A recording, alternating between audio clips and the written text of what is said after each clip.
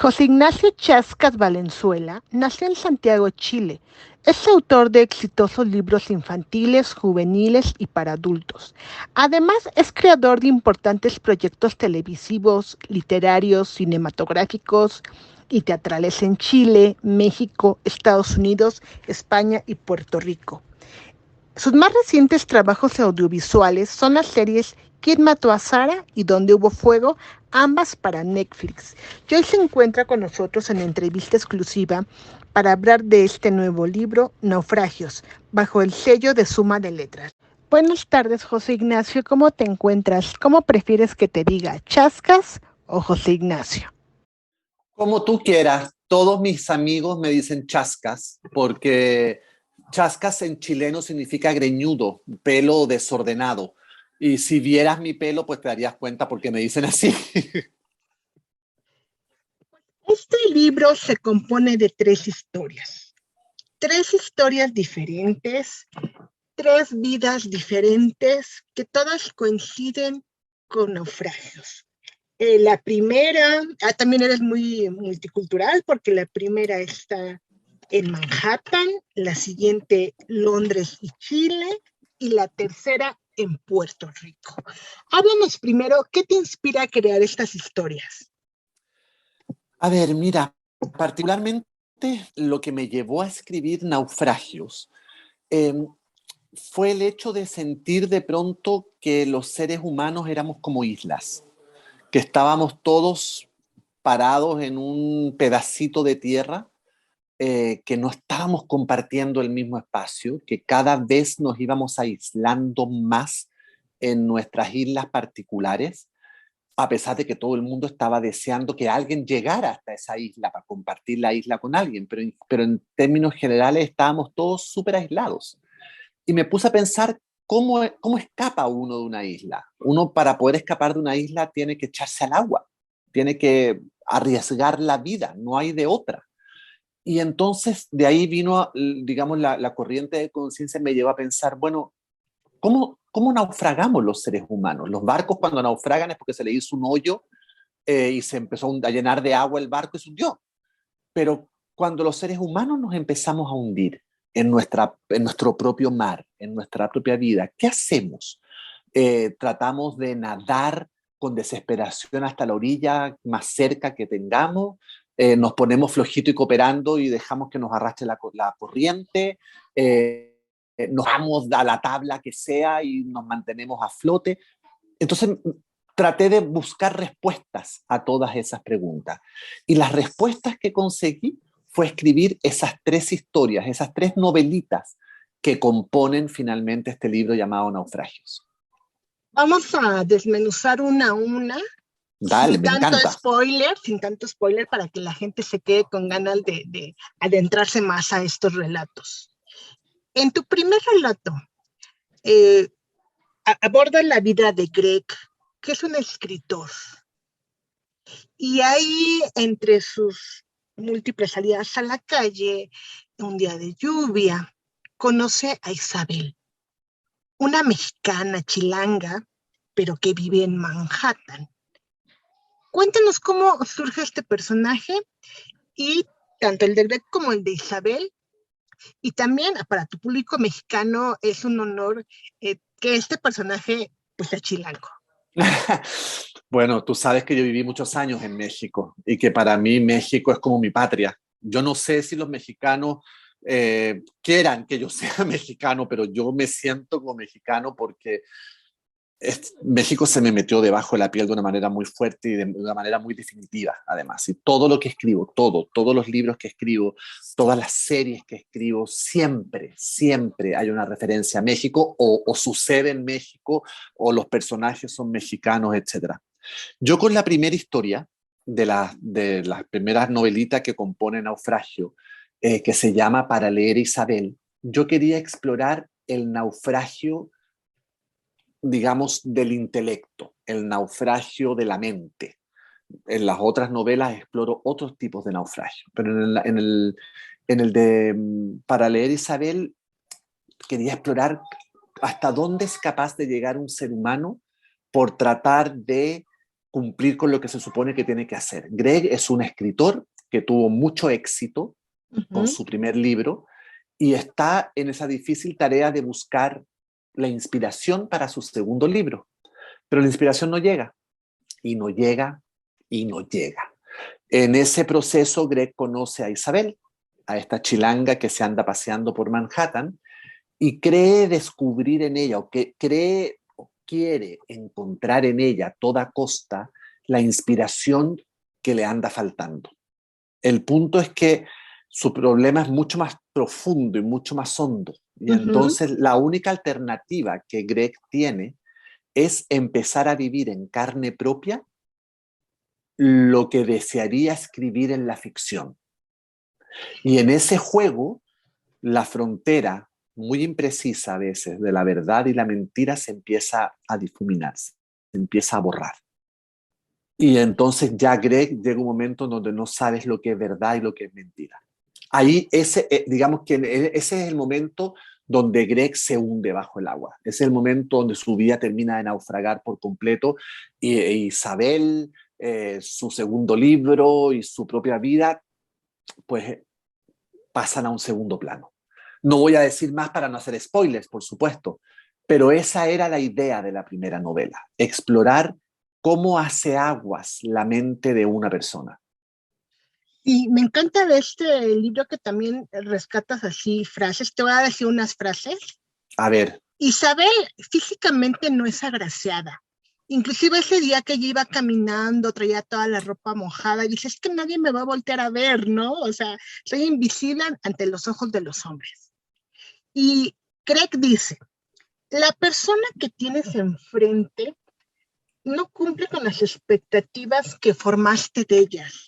Se le hace realmente que no es una persona bonita, pero que hay algo en ella que se quiere adentrar a conocerla. Y Sí. así pasa, ¿no? Bueno, esa es la gente que a mí me cae bien. Esa es la gente que me gusta a mí.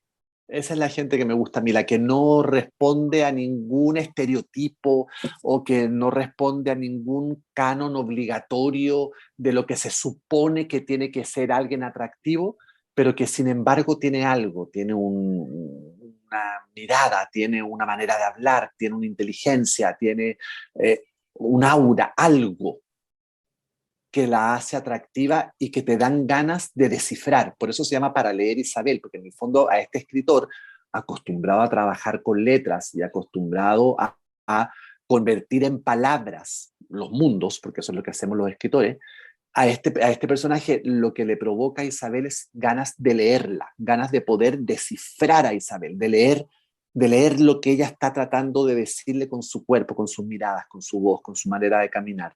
Y eso es lo que lo enloquece a Greg. Y también lo que mencionas en este relato, la escribe por fuera para leerla por dentro. Exacto. Impresionante. Exactamente. Exactamente. ¿Qué es lo que creo yo que es el lenguaje de los enamorados? Cuando tú lees por fuera a alguien para escribir después eso que leíste, escribirlo por dentro de esa otra persona. En el fondo, para entrar en comunión directamente con el alma de esa otra persona. Así es como se forma una verdadera pareja, cuando se hablan por dentro, no por fuera. Como bien decías, a este escritor después de su primera novela, María Brava, le llega esa crisis literaria y él dice, 10 dedos que son 10 cadáveres alineados, un escritor que no escribe. ¿Qué pasa en algún momento a los escritores les llegan las crisis literarias? ¿Cómo superar esto? Mira, yo he tenido un par de crisis literarias a lo largo de mi carrera porque empecé muy joven y llevo ya 30 años haciéndolo, así que más de una he tenido. Pero la manera que yo tuve de engañarme a mí mismo para no quedarme en esa crisis es echarle la culpa al texto, no a mí. A diferencia de Greg, el protagonista de mi historia, Greg se echa la culpa a él. Dice, algo malo debo tener yo.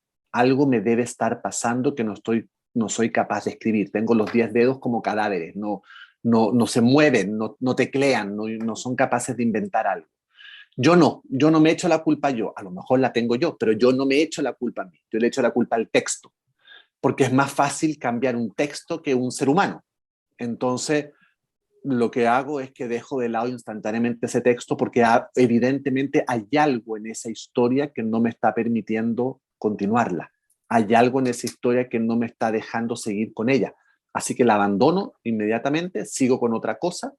Y si esa historia que abandoné me sigue rondando la mente, me sigue penando, me sigue dando vueltas por ahí por las neuronas, veo si la retomo más adelante desde otro punto de vista, escribiéndola distinto, etcétera. Pero esa es mi manera de lidiar con las crisis de escritor. Como bien dijiste también, en esta segunda novela, a él le cala mucho que le dicen, tal vez cuando escribiste tu primer libro tuviste suerte y lo vendiste, pero si haces un segundo libro y no se vende igual es que no eres un buen escritor. Entonces, él está en esta crisis literaria, sus personajes de esta segunda novela, Dante y Lisa, que obviamente es Greg, e Isabel, para llegar a esto surge NNN de su vida de exceso y un diagnóstico que termina por romper todo. Este relato es muy, pues sí, muy impresionante, ¿no? Como yo siento que hasta cierta manera pierde la cordura por querer. Totalmente, no, no hasta de cierta manera. Claramente, claramente se le bota la canica, como dicen en México. Sí, Obviamente, uh-huh, obviamente, en su obsesión por sumergirse en la historia, en las palabras, en la mente de la historia, pues pierde su propia mente, evidentemente. es una historia, un relato realmente impresionante que lo tienen que leer todos los que nos están escuchando, ¿no? Porque ahí da unos giros.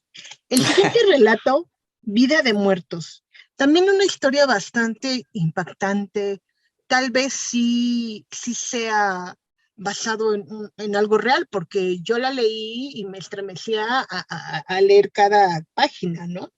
Esta historia se desarrolla tanto en Londres como una parte, pues, pequeña en Chile. Sí, Y nos habla de una pareja, de Alejandro, que es actor y que acaba de perder a su pareja Tom. Primero que nada, es algo bien fuerte, ¿no? El duelo sí, de una persona a la que amaste con todo tu ser. sí. Ahora, fíjate que esta historia, Vida de Muertos, la segunda, es pura ficción, no tiene nada de ni biográfico, ni tampoco de que yo haya leído algo así. Decidí, en general, las tres historias, las tres novelitas de Uh-huh. Naufragio, son todas un ejercicio creativo, son un ejercicio de ficción. Y en la segunda historia, la que tú estás mencionando ahora, efectivamente parto de un duelo, de una pareja Uh-huh. rota por la muerte, atravesada por la muerte. Alejandro y Tom, que se amaron mucho y que uno murió. No sabemos muy bien por qué, tampoco importa Uh-huh. mucho. Lo que importa es que ya no está. Y entonces aquí hay un personaje que está naufragando Uh-huh. en la tristeza, en la pérdida. A diferencia del primero que estaba naufragando por la falta de inspiración, aquí el segundo personaje de la segunda historia está naufragando en la tristeza. Lo que pasa y lo que viene a cambiarlo todo es que poquito a poquito nos vamos enterando de que este hombre, este Alejandro, que vive en Londres, salió arrancando de Chile hace Uh-huh. muchos años, escapando de su propio padre, que era un hombre abusador, era un hombre homofóbico, era un hombre muy agresivo, era un hombre que le hizo la vida miserable a su propio hijo, a Alejandro. Y Alejandro no tuvo más remedio que poner un océano entre los dos para poder sobrevivir a eso. Alejandro tiene el recuerdo de su padre, del padre de hace muchos años, que era Uh-huh. este hombre enorme, como un árbol gigantesco que con solo una mano podía destrozar un hueso, ¿entiendes? Y lo llaman desde Chile para avisarle que el papá está muy enfermo y que ya nadie se puede hacer cargo de él. Así que se lo van a mandar hasta Londres para que él se haga cargo de eso. Yo quise investigar y explorar en esta segunda historia esa frontera bien delicadita que existe entre la justicia y la venganza.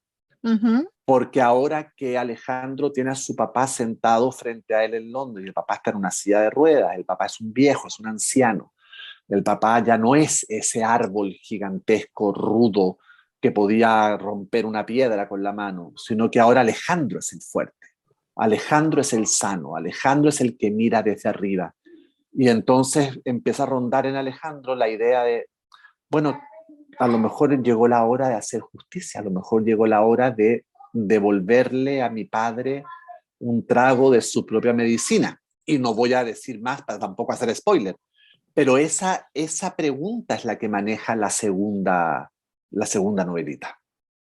Claro, aparte se lee en cada página las emociones a flor de piel. En primera instancia, esta soledad de Alejandro después de la muerte de su pareja. Esta Claro. habitación que ahora me queda tan grande. El muerto ahora soy yo. Todo le recuerda a Tom. Dice, todavía tengo tu olor impregnado en la piel.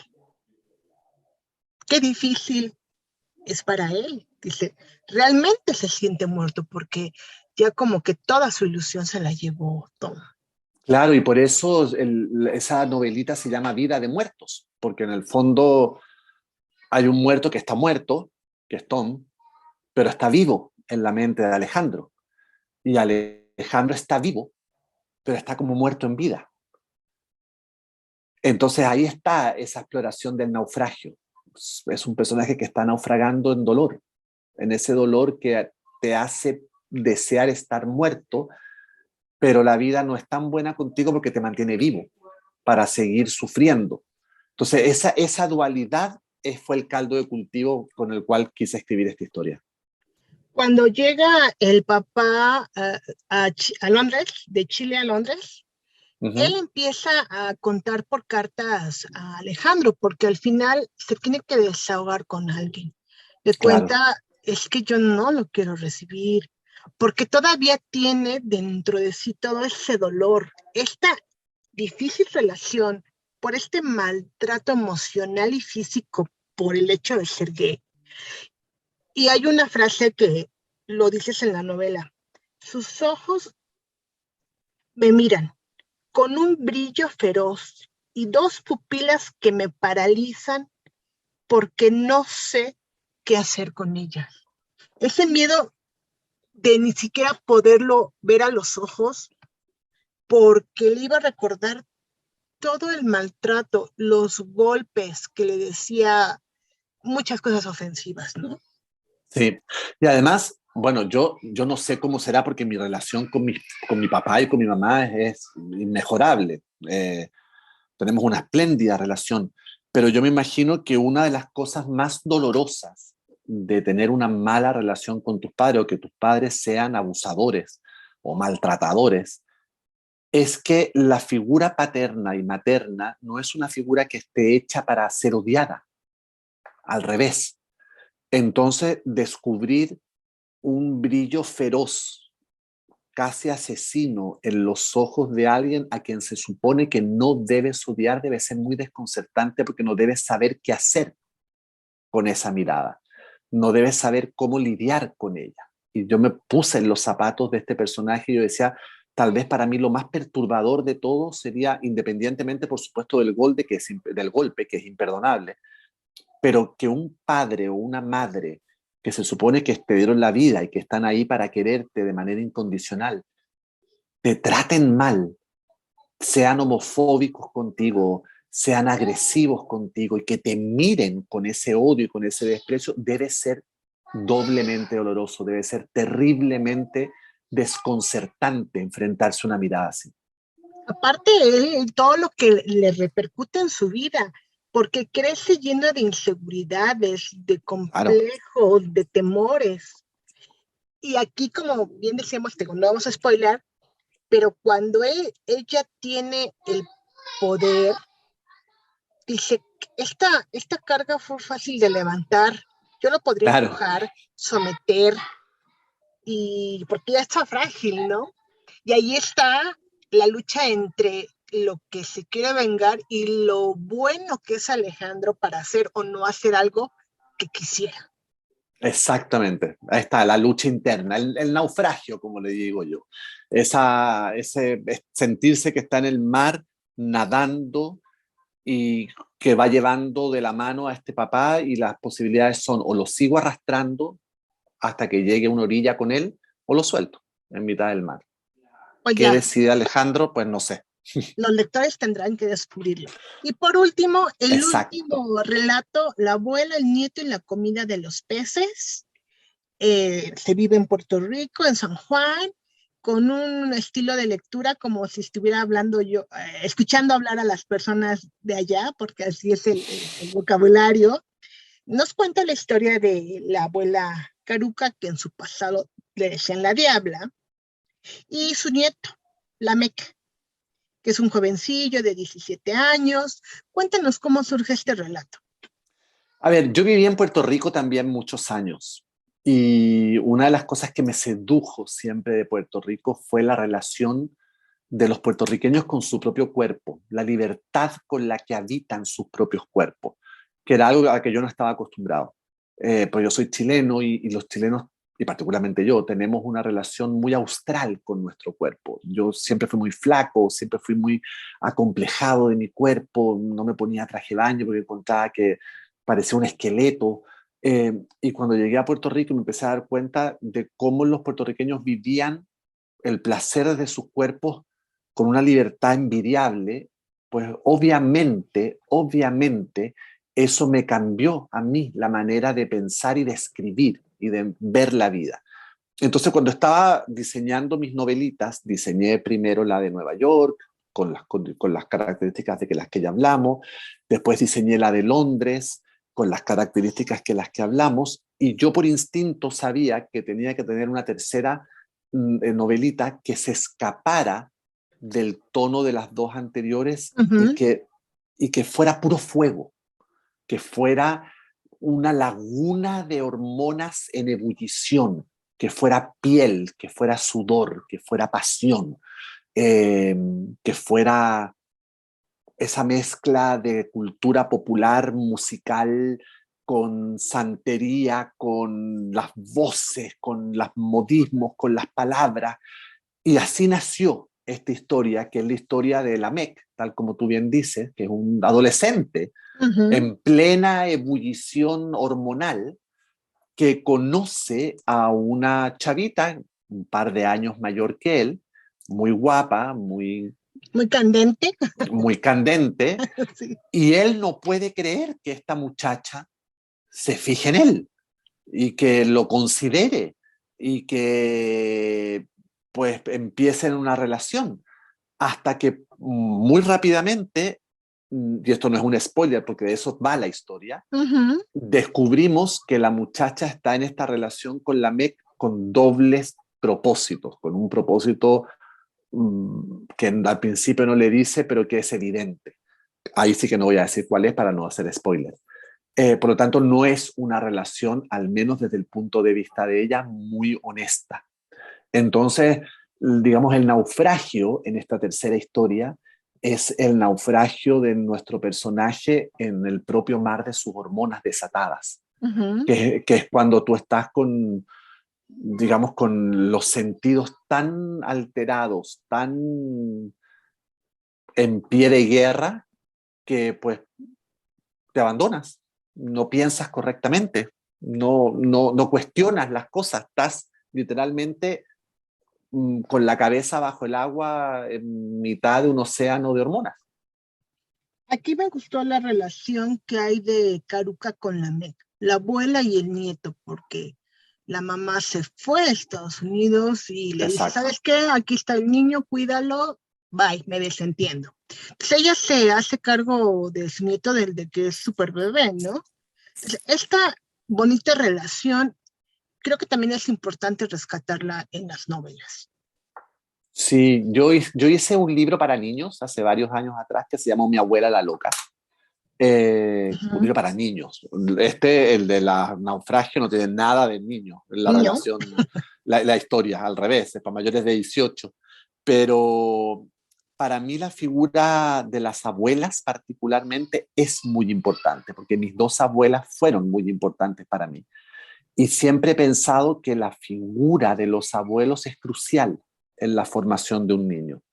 Eh, no solo porque los abuelos están ahí para malcriar, y no solo porque los abuelos son ese espacio donde los niños pueden desobedecer de manera segura todas las reglas que los padres les están imponiendo, pero también si la figura del abuelo, si todo se da como se tiene que dar en la vida, debiera ser la primera experiencia de los niños o de los jóvenes con respecto a la muerte. Y eso es una gran enseñanza también. La figura que se muere a cierta edad en tu vida y que, bueno, te enseña muchísimo de la vida, precisamente por esa sola experiencia. Entonces, para mí la figura de los abuelos es clave, clave. Y cuando empecé a desarrollar la historia de la MEC, supe absolutamente que la protagonista iba a ser la abuela. Y como bien dijiste, la Meg le tiene mucho respeto a su abuela, pero estas hormonas que le ganan por estas sexy Yamilé, por estas seductoras Yamilé, porque ella sabe que al final de cuentas lo tiene comiendo de la mano a la Meg. Claro que sí, por Y él va a supuesto. hacer lo que ella le pide. Y él llega un momento en la novela que cruza esta línea. Lo que para él siempre fue malo, por esta pasión cegada, deja de serlo. Claro, Una línea bien delgada en donde dice, sí tengo miedo, pero voy. exactamente. Exactamente. Y eso que tú estás señalando ahora era exactamente, digamos, que el concepto que está detrás de esa novelita. El me lanzo, me tiro un clavado, eh, salto del barco a la mitad del mar. No me importa convertirme en náufrago, pero para allá voy. ¿Me entiendes? ¿Qué tanto tiene que estar pasando en tu cabeza para que tomes una decisión así? Bueno, de eso se trata la historia. Pues Naufragio ya se encuentra a la venta en todas las librerías. ¿Cómo ha sido la retroalimentación con tus seguidores para esta novela? Bueno, esta novela se lanzó hace un mes y medio Está atrás en nuevecita. Chile. En Chile. En México tiene un día de vida. Eh, en Chile se lanzó antes que en México y tuvo una muy buena recepción de la gente. Empecé a recibir comentarios a través de mis redes sociales desde los primeros días. Sobre todo mucha gente que me agradecía que escribiera para adultos, porque estos últimos años he estado bastante centrado en la escritura para niños y para jóvenes. Había reservado las historias para adultos para la pantalla. Había escrito series o películas para adultos, pero no había vuelto a escribir para adultos desde la literatura. Entonces, la primera reacción fue como de, al fin, nos tenías abandonado. Y como te digo, el libro está reciencito salido en México. Lo sacaron ayer del horno. Estoy sentado, pierna arriba, esperando a que me empiecen a llegar los comentarios porque tengo muchas ganas de saber qué piensan los lectores mexicanos de este libro. Pues a mí me gustó mucho, son historias fuertes algunas, pero pues que te van a adentrar a la novela hasta querer terminarla de leer. Pues Chascas, yo agradezco muchísimo tu tiempo para esta plática. ¿Te gustaría agregar algo más? Primero que todo, quiero darte las gracias por haberme dado tanto tiempo para hablar de cosas que no existen. Y eso para mí es un regalo. A mí no hay nada que me guste más en la vida que hablar de esto que estamos hablando ahora, de literatura, de personajes, de historias, de conceptos, de premisas, de inspiración. Así que infinitas gracias por haberme permitido explayarme de la manera que pude hacerlo. Y segundo, bueno, quiero invitar a todas las personas que nos estén escuchando a que a las que les sientan que les pueda interesar este libro, ya se encuentra en todas las librerías de México, de la República, en su formato impreso de papel, pero también como ebook. Entonces lo pueden descargar en sus artefactos preferidos y leerlos en los teléfonos, en las tabletas, en el computador o tenerlo ahí en la mesita de noche en papel.